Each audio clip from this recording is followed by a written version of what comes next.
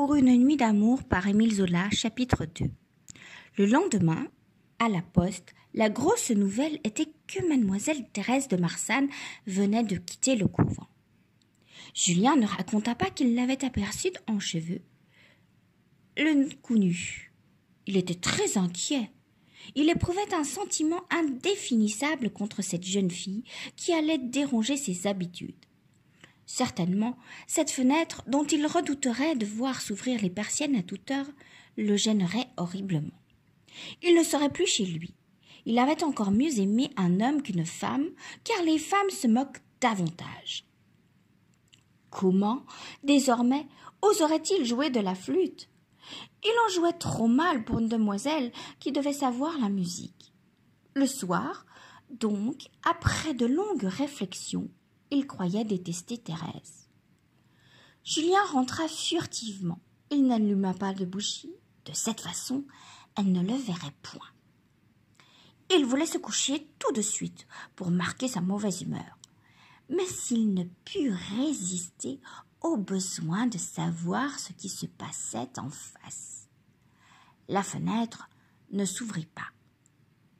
Vers 10 heures seulement, une lueur pâle se montra entre les lames des persiennes, puis cette lueur s'éteignit et il resta à regarder la fenêtre sombre.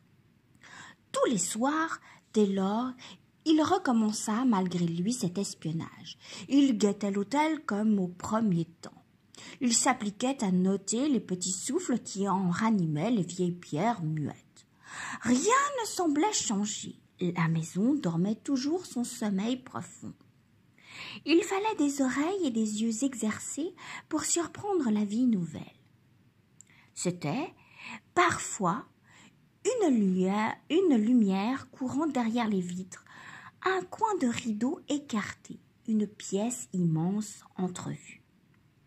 D'autres fois, un pas léger traversait le jardin, un bruit lointain de piano arrivait, accompagnant d'une voix.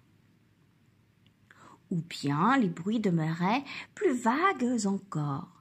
Un frisson simplement passait, qui indiquait dans la vieille demeure le battement d'un sang jeune. Julien s'expliquait à lui-même sa curiosité, en se prétendant très ennuyé de tout ce tapage. Combien il regrettait le temps où l'hôtel vide ne lui renvoyait l'écho adouci de sa flûte.